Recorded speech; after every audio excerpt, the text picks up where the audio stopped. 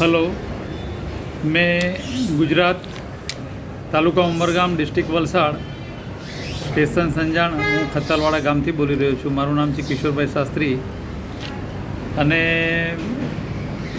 આ મારો વિડીયો બનાવવાનો હેતુ એ છે કે જે ગુજરાત ગેસ લિમિટેડ જે કંપની છે એનું જે ગેસ કનેક્શન જે વાપરીએ છીએ તો એમના બારામાં જે મારો અનુભવ છે એ હું બધાને શેર કરવા માગું છું. છેલ્લા એપ્રિલ મહિનાની અંદર લગભગ 10-11 તારીખ કે 12 તારીખની આસપાસમાં મારા ઘરનું કન્સ્ટ્રક્શન કામ ચાલુ થવાના લીધે મેં ગેસ કનેક્શન ડિસ્કનેક્ટ કરવા માટે ભીલાડની જે ગુજરાત ગેસની જે બ્રાન્ચ ઓફિસ છે ત્યાં ગયો તો મને કહેવામાં આવ્યું કે આ જે કનેક્શન કટ કરવા માટે અમારો જે ચાર્જ છે એ તમે પે કરો એટલે તમારું કટ થઈ જાય કનેક્શન, અને જ્યારે તમારું કામ પૂરું થાય એટલે તમે પાછું જાણ કરો એટલે એ કનેક્શન પાછું અમે રીકનેક્શન કરી આપીએ અને તમે જે ભરેલા રકમ છે પૈસાની એમાંથી અમારો લેબર ચાર્જ કાપી અને બીજા પૈસા તમને રિટર્ન કરીએ. તો મેં 5,900 રૂપિયા મને કીધા એ મેં ભર્યા. તદ ઉપરાંત જે રનિંગ મીટરની અંદર રીડિંગ ચાલુ બિલ હતું એ ભર્યું, જેની રસીદ ગુજરાત ગેસની આ મારી પાસે છે.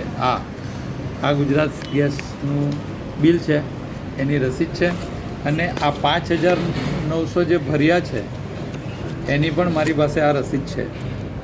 હવે આ 5,900 અને આ 1,400 રૂપિયા બીજા, તો આ બધા પૈસા ભર્યા. હવે મારું કામ કન્સ્ટ્રક્શનનું 2 મહિના ચાલીને પૂરું થયું અને મેં આ ભીલાડ ઓફિસમાં પાછો સાહેબ પાસે ગયો અને મેં કીધું કે સર મારું રીકનેક્શન કરો કારણ કે મારું ઘરનું કન્સ્ટ્રક્શન કામ પૂરું થઈ ગયું છે. તો એમણે એમ કીધું કે હમણાં અમારી વરસાદના કારણે બધી કામગીરી બંધ છે, 2 મહિના બંધ રહેવાની છે. ગુજરાત ગેસનું કામ જે સર્વિસ આપીએ છીએ એ બંધ છે એટલે અત્યારે અમે નહીં કરી શકીએ, 2 મહિના પછી જ થશે એવું કહીને મને કીધું કે 2 મહિના પછી તમે આવો. તો મને એવું થયું કે જે લોકોના કનેક્શન અત્યારે ચાલુ છે અને જો ત્યાં કંઈ આગ લાગી અથવા કંઈ ઘટના ઘટી તો એમની તો સર્વિસ બંધ છે, તો પછી શું થશે કે આગમાં બધું બળી જશે ત્યાં સુધી, જ્યાં સુધી એ લોકો સર્વિસ ચાલુ કરશે ત્યાં સુધી એમ જ થવા દેશે કે શું?